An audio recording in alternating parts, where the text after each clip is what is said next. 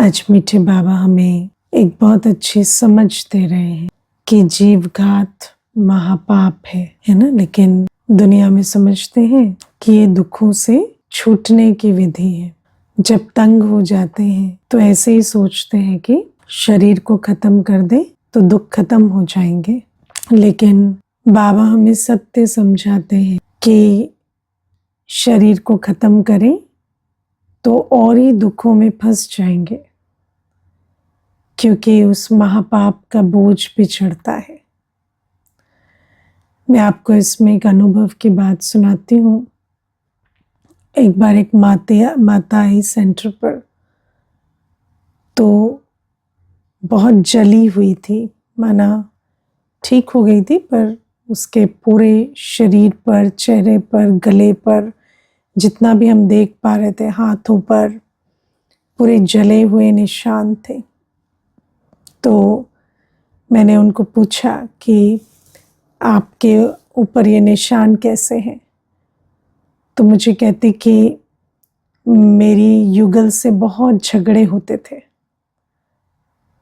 तो रोज रोज झगड़े होते। उनके कुछ आदतें थी, संस्कार थे जो मुझे अच्छे नहीं लगते, तो रोज झगड़ों से मैं तंग आ गई। तो एक दिन युगल नहीं थे तो मैंने आग लगा ली खुद को। जब आग लगा ली तो बहुत जब लपटें उठी तो मैं जाकर शावर के नीचे खड़ी हो गई। तो वो जल भी गई, फिर पानी भी डाल दिया, फिर वो बहुत जख्म आ गए। फिर कहते फिर हॉस्पिटलाइजेशन हुई, किसी तरह से युगल को खबर लगी, फिर वो आए, हॉस्पिटल गए। फिर कहती कि मैं 6-8 महीने हॉस्पिटल में रही और उस पूरे समय युगल ने ही मेरा ध्यान रखा। और फिर जब मैं वापस भी आई तो बाद में भी बहुत समय तक इतनी सारी दर्द और इतनी तकलीफ रहती थी कि कुछ कर नहीं पाती थी। तो उस समय भी युगल ने ध्यान रखा। तो फिर उस दौरान मुझे ऐसे आया कि मैं तो वो कहती कि मेरे अंदर ये भी संकल्प था कि एक तो मैं ख़त्म हो जाऊं, दूसरा ये भी था कि ये भी जेल जाए, है ना। क्योंकि जब ये बात होगी तो फिर नेचुरल है कि इन्वेस्टिगेशन होगी, तो फिर ये भी जेल जाए, ऐसा भी मैं चाहती थी।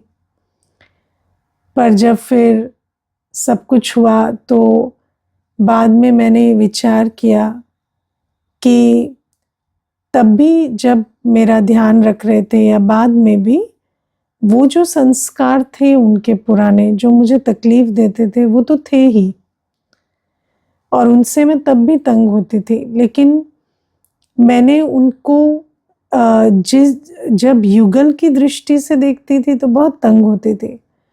बाद में मेरी दृष्टि बदल गई। मुझे लगा इंसान तो बुरे नहीं है ना, भले ही अच्छे हस्बैंड नहीं है, क्योंकि जो बातें मुझे तकलीफ देती थी वो यही थी कि उनकी दृष्टि वृत्ति में प्रॉब्लम थी, या वो है ना दूसरी स्त्रियों के साथ उनके जो संबंध थे वो ऐसे थे। तो कहती कि वो सारी बातें तब भी थी तो वो भी मुझे तकलीफ देती थी, लेकिन मैंने उनको देखा कि ठीक है वो सब तो है ही, लेकिन साथ में ये भी अच्छाई है।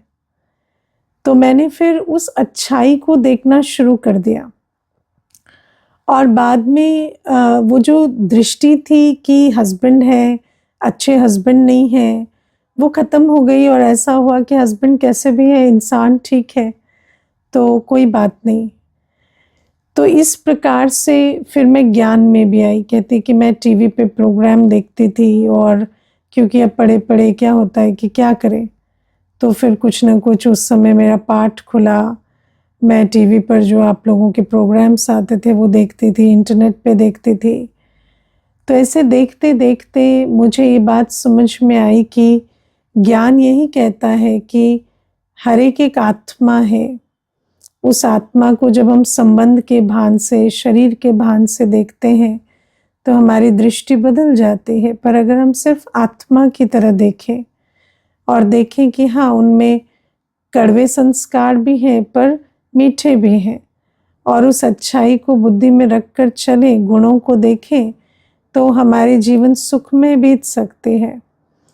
तो फिर मुझे ऐसा लगा कि जिस दुख से मैं छूटना चाहती थी, वो दुख तो बहुत बढ़ा है ना, क्योंकि दर्द भी हुआ, जली, है ना, इतना हॉस्पिटलाइजेशन हुआ।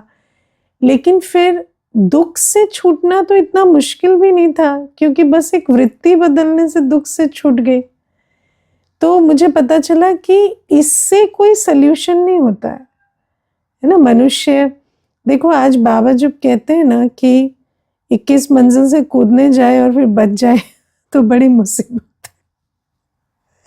है ना। अब ये मैं प्रैक्टिकल आपको बता रही हूँ, जली भी और पूरी जली भी नहीं तो अब क्या है, कितनी मुसीबत हो गई। क्योंकि जो कर्म सुसाइड का है वो महापाप है। महापाप क्यों? क्योंकि जैसे किसी के भी शरीर को खत्म करना पाप है ना, तो ये भी मेरा शरीर है, मैं इस शरीर की ट्रस्टी हूँ। अब कोई कहेगा क्या मेरा बच्चा है तो मैंने उसे मार दिया तो पाप नहीं लगेगा क्योंकि मेरा है? नहीं ना, तो मेरा है तो भी तो ट्रस्टी हो ना आप, ऐसा थोड़ी कुछ भी करोगे। तो शरीर भी मेरा है, मैं ट्रस्टी हूँ, इसे खत्म करने का अधिकार नहीं है मुझे, इसकी संभाल करने की जिम्मेवारी है आत्मा की। तो बाबा हमें कहते हैं दुनिया में जो शब्द भी कहते हैं आत्महत्या, वो गलत है, क्योंकि आत्मा की तो हत्या नहीं होती, ये तो जीवघात है या जीव हत्या है। तो बाबा कहते हैं जीवघात महापाप है, क्योंकि पहले तो समझो कि मारने वाली आत्मा जो है वो महापाप की भागी बनती है, और मरने वाला कौन? तो शरीर। तो शरीर को मारा और पाप तुम पर चढ़ा, तुम तो मरे ही नहीं, तुम तो पाप लेकर फिर आगे गए। तो विचार करो कि किसी को तो जब जैसे शरीर अगर कोशिश की, शरीर नहीं छूटा, तो इतनी भोगना क्यों भोगनी पड़ी? क्योंकि महापाप का बोझ चढ़ा, इसीलिए तो भोगनी पड़ी ना। अब विचार करो, शरीर छूट गया तो उसको तो पता नहीं चलेगा अगले जन्म में कि मैं ये भोगना क्यों भोग रहा हूं। लेकिन जितना शरीर नहीं छूटा तो भोगना भोगी, क्योंकि वो खाता बनाया, उतनी ही भोगना तो फिर अगले शरीर में भी भोगेंगे ना। तो बाबा हमें कहते कर्म की गति को समझ कर चलो, ऐसे नहीं मुझे लगता है कि ऐसे छूट जाएंगे तो छूट जाएंगे, है ना, ऐसे लगने से नहीं होगा। बाबा कहते जो ईश्वरीय नियम है उसको समझो कि कोई शरीर को मारने से छूटेंगे नहीं और ही फंस जाएंगे। तो बाबा हमें ये समझानी देते हैं। और क्यों देते? बाबा की मुरली तो बच्चों के लिए चलती, इन बच्चे भी तंग होते हैं, कई बार बच्चों के अंदर भी उल्टे संकल्प चलते हैं तो बाबा कहते हैं कि ऐसे संकल्प ज्ञानियों को नहीं चलते, है ना। ज्ञानी आत्माएं कभी ऐसे नहीं सोचते, मैंने देखा है ज्ञान में भी चलते हैं तो भी आत्माएं कई बार आकर ऐसी बातें कहती है ना। तो क्यों कहते हैं? क्योंकि बात समझ में नहीं आ रही। और बाबा कहते दुखों से छूटना है तो पहले अपनी वृत्ति बदलो, फिर अपनी स्थिति बदलो, है ना। दो तरीके दुख से छूटने के। दुख अनुभव होता है जब देह भान की वृत्ति होती है, मैं मेरा की वृत्ति होती है ना, तो दुख होता है। दुख कभी भी वहां से नहीं मिलता जहां मैंपन नहीं है, मेरापन नहीं है ना। दुनिया में देखो अभी कितने युद्ध हो रहे हैं, कितनी आत्माएं मर रही हैं, कितना आत्माएं तो नहीं शरीर छोड़ रहे हैं ना, तो कितनी त्राही त्राही हो रही है। लेकिन हमें दुख थोड़ी हो रहा है। दुख कब होता है? जब मैं और मेरा सोचते, तो जहां मैं मेरे की वृत्ति है वहां दुख होता है। तो जहां मैं आत्मा और मेरा बाबा धारण हो जाता है कि मैं तो एक आत्मा हूं और मेरा एक बाबा है, बाकी तो सब पाठधारी हैं और वो अपना पाठ बजा रहे हैं, तो फिर उसके पाठ बजाने से मैं क्यों दुख उठा रही हूँ, है ना। देखो, कोई कुछ कहता है, कोई कुछ करता है, हम सोचते मुझे कहा, मेरे साथ किया, तो बुरा लगता है। समझते वो कर रहा है, उस संस्कारवश कर रहा है, संस्कारवश कह रहा है, मेरा क्या जाता है ना। तो फिर दुख नहीं होता। तो बाबा कहते दुख से छूटना है ना, तो वृत्ति बदलो। वृत्ति कैसे बदलती? ज्ञान से, है ना। जब आत्मा का ज्ञान, बाबा का ज्ञान बुद्धि में बैठता है ना, ज्ञान को सुनना और ज्ञान को इतना धारण करना कि ज्ञान से मेरी वृत्ति बदल जाए। मुझे हर चीज, हर परिस्थिति, हर व्यवहार को मुझे देखने का नजरिया बदल जाए। उतना जब धारण होता है तो दुख की लेन देन बंद हो जाते हैं। दुख लेना बंद कर देते हैं, दुख देना बंद कर देते हैं, है ना। हम लोग इंग्लिश में कहते हैं it is happening but it is not happening to me, है ना। सब कुछ हो रहा है, वो व्यक्ति कर रहा है, वो परिस्थिति हो रही, पर मेरे साथ कुछ नहीं हो रहा। मैं आत्मा तो बाबा की याद में, बाबा की छत्र छाया में, सुख में बैठे। फिर दूसरी बात है, स्थिति बदलती है तो दुख की लेन देन खत्म होती है। स्थिति जितनी कमजोर है उतनी परिस्थिति भारी लगती है ना। जैसे आजकल आप देखो, जैसे जैसे जनरेशन बदल रही है, जैसे जैसे, है ना, आजकल के ना जेनजी और जेन अल्फा, और तो जैसे जैसे जनरेशन बदल रही है तो ये शब्द बहुत सुनने में आते हैं कि हमें ब्रेक चाहिए, हमें पॉज चाहिए, हमें मेंटल हेल्थ पे ध्यान देना है, हम इतना स्ट्रेस नहीं ले सकते, हमें एंजाइटी होती है। तो ये बातें क्यों हो रही है? क्योंकि जैसे जैसे आत्मा पुनर्जन्म लेती है तो आत्मा की स्थिति और कमजोर होती है। तो वही बात जो हमें लगती थी कि अच्छा ठीक है, क्या बड़ी बात है ना, आज व्यक्ति उसके लिए उसके कारण बहुत उसको दुख या एंजाइटी या स्ट्रेस होता है, और फिर उसको लगता है कि नहीं, मुझे इस स्ट्रेस से भागना है, तो वो फिर उसकी विधियां बनाते हैं। अब वो विधियां क्यों बनानी पड़े? देखो, आविष्कार, जरूरत, आवश्यकता आविष्कार की जननी है। कोई भी चीज, आज मानो एक व्यक्ति ये भी कहता है कि मुझे ये बाउंड्री सेट करनी पड़ेगी, है ना, मुझे इतनी छुट्टी चाहिए, मुझे इतना ब्रेक चाहिए, मैं इतनी बात नहीं सुन सकता। तो वो क्यों इस बात को बार बार कह रहा है? क्योंकि उसको आवश्यकता महसूस हो रही है ना। पहले क्यों नहीं कहेंगे? क्योंकि उस समय आवश्यकता इतनी महसूस नहीं हो रही थी। और क्यों? क्योंकि जैसे जैसे अवस्था गिरती है, जैसे जैसे पुनर्जन्म होता है, उसमें भी कोई ऐसा नहीं है कि किसी की अवस्था गिरी हुई, नहीं। पुनर्जन्म लेते लेते आत्माओं की अवस्था बदलती है। हर जनरेशन के साथ शक्ति कम होती है। जब शक्ति कम होती है तो वही बातें बहुत भारी लगती है।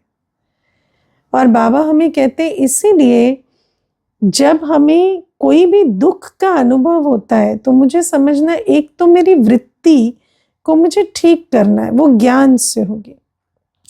दूसरा, मुझे मेरी स्थिति को मजबूत करना है, तो परिस्थिति मुझे बड़ी नहीं लगेगी। स्थिति कैसे मजबूत होती है? योग से। योग से सर्व शक्तियां मिलती।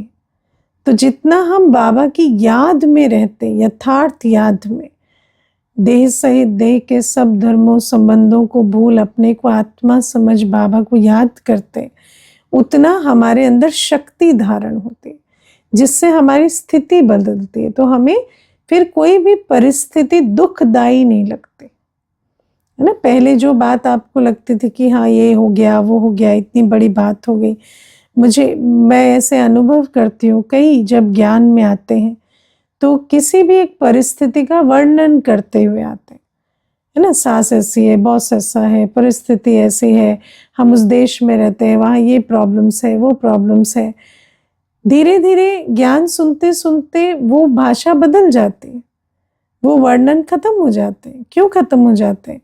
अब ऐसा तो नहीं कि देश बदल गया है या सास बदल गई है या बॉस बदल गया है, नहीं, लेकिन जैसे जैसे स्थिति बदलती है तो परिस्थिति से दुख लेना बंद हो जाता है ना। तो बाबा हमें इसीलिए कहते हैं, जैसे देखो एनर्जी का फ्लो होता है ना, दुख की भी एनर्जी का फ्लो होगी। जब आप कमजोर स्थिति में तो दुख आपकी तरफ बढ़ता है, जैसे आप ऊंची स्थिति में तो नीचे की एनर्जी आपकी तरफ फ्लो नहीं कर सकती।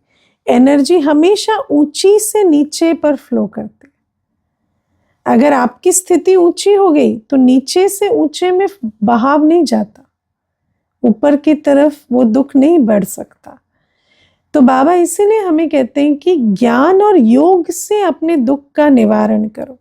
सिर्फ ऐसा सोचने से कि हम भाग जाएंगे, हम है ना शरीर को खत्म कर देंगे तो हमारी दुख खत्म हो जाएंगे, ऐसा नहीं होता।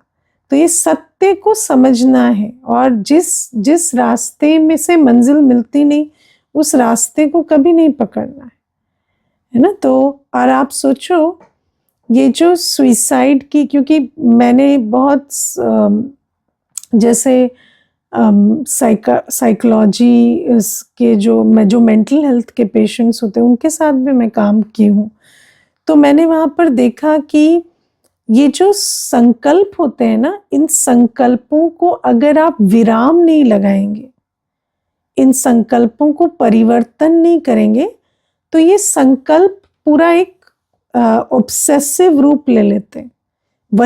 वही संकल्प चलेगा, है ना। जैसे अगर बुद्धि में ये बैठ जाता है कि मेरा जो सल्यूशन है वो शरीर छोड़ने से ही होगा, तो उसके बाद वो जो आपने संस्कार बना लिया ना सोच का, वो सोच का संस्कार बहुत मुश्किल करता है। जिन आत्माओं को ये प्रोग्रामिंग हो जाती, बार बार सोचते हैं ना कि दुख से छूटे, ऐसे बातों में भी कह देते हैं, अरे शरीर छूटे तो दुख से छूटे, है ना, ऐसे भी कह देते हैं।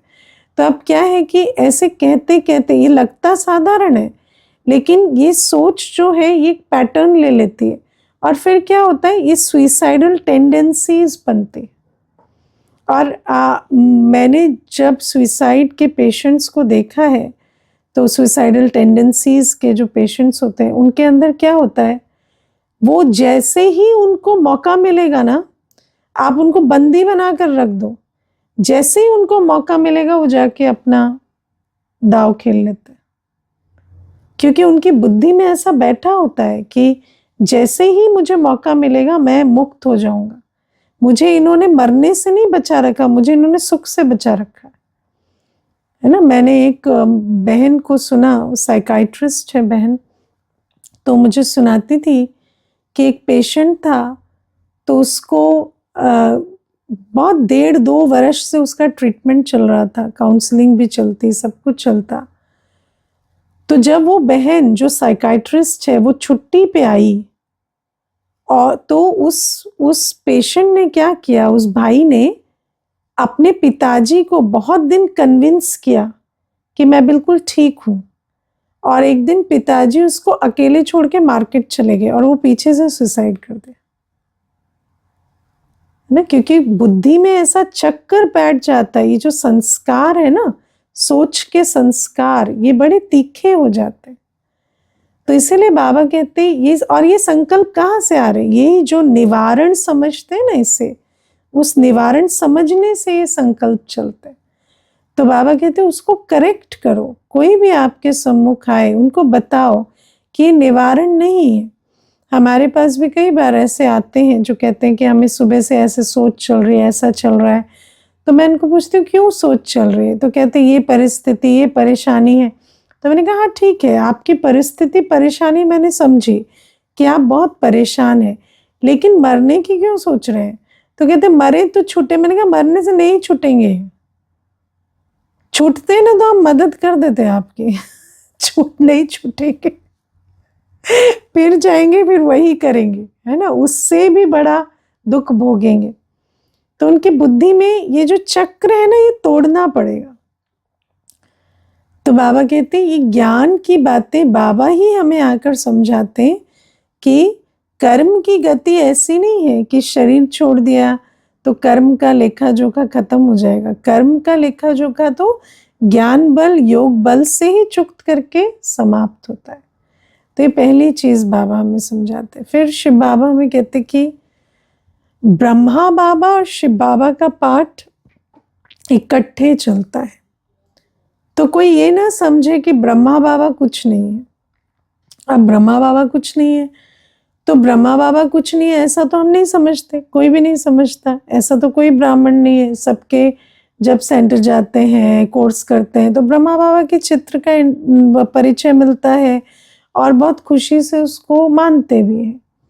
लेकिन फिर बाबा ऐसे क्यों कह रहे हैं कि कई बच्चों में संशय आता है?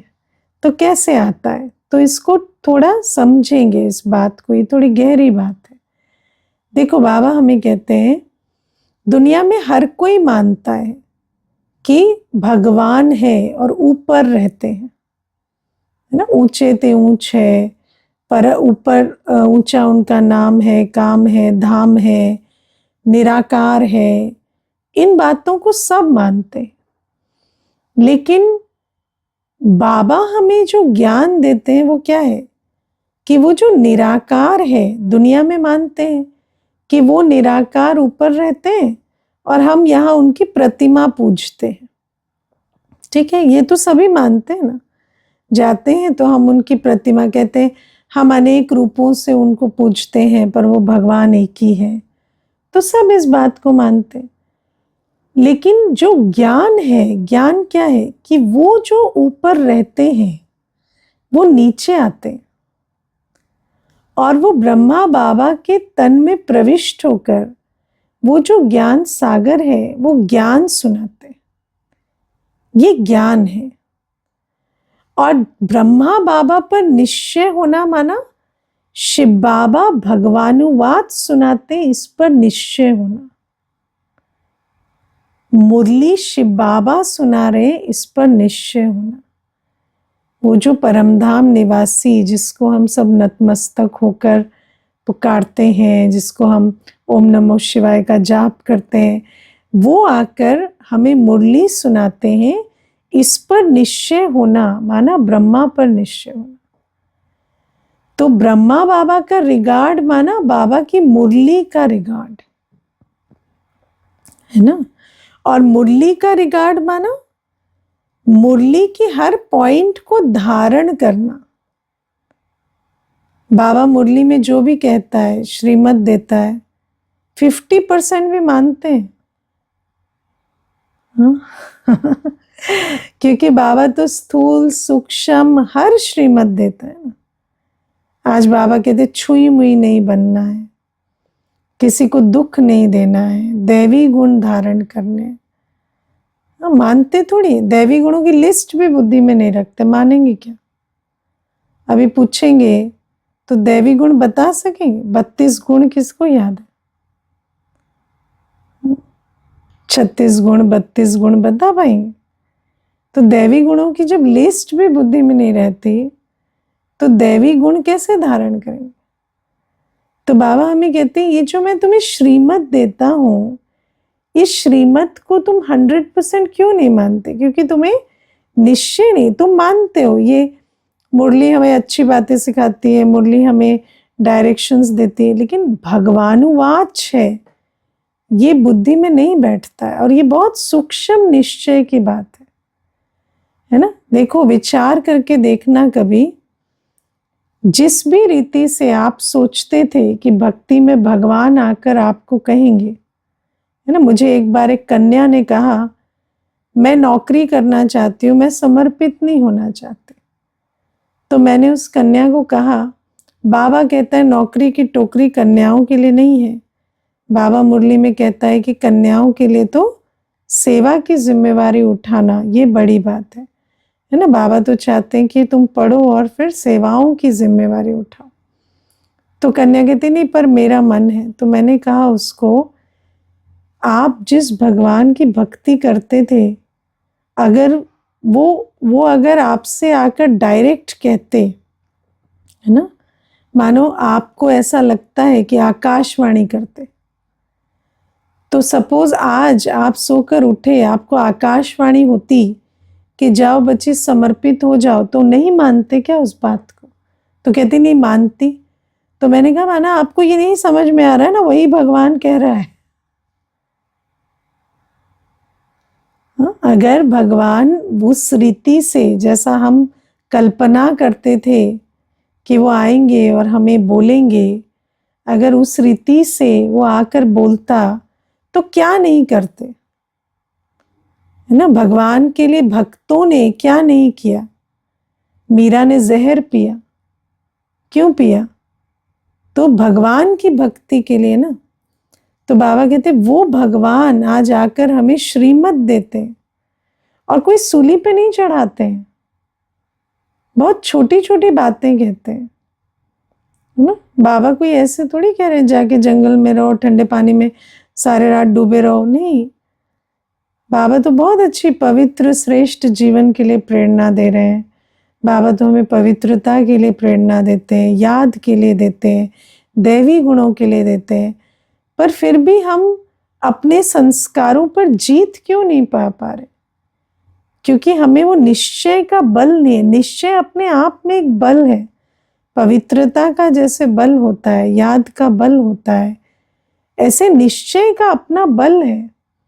जब निश्चय हो ना कि ये बाबा ने कहा है मुझे, मुरली भगवानुवाच है, तो मुरली की हर बात को धारण करने की आत्मा में ताकत आ जाएगी। वो निश्चय के बल की कमी है। जब निश्चय के बल की कमी है तो योग की भी कमी होती है, क्योंकि मुझे याद करो ये तो भगवानुवाच है। जब निश्चय की कमी होती है, इसीलिए तो योग के चार्ट पर इतना अटेंशन नहीं होता, है ना। बाबा कहते हैं कि तुम छुई मुई नहीं बनो, लेकिन छुई मुई नहीं बनते हैं क्या?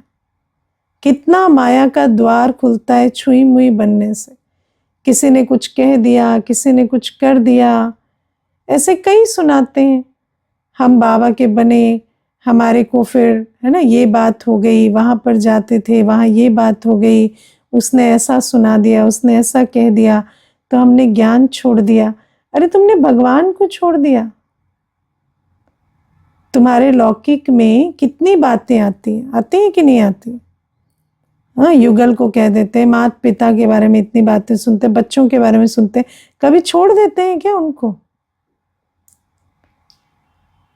लेकिन बाबा के केस में बहुत छुई में ही बनते, है ना। छोटी सी बात किसी ने कह दी, देखो घर में, ससुराल की भी छोड़ो, घर में भी रहते हैं ना, माँ बाप के घर में, तो भी 10 बातें सुनकर रहते हैं।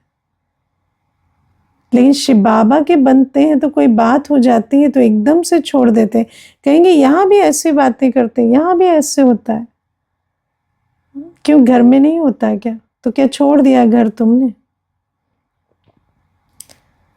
तो छुई मुई बनते हैं ना, सब देह अभिमान के कारण बनते हैं ना।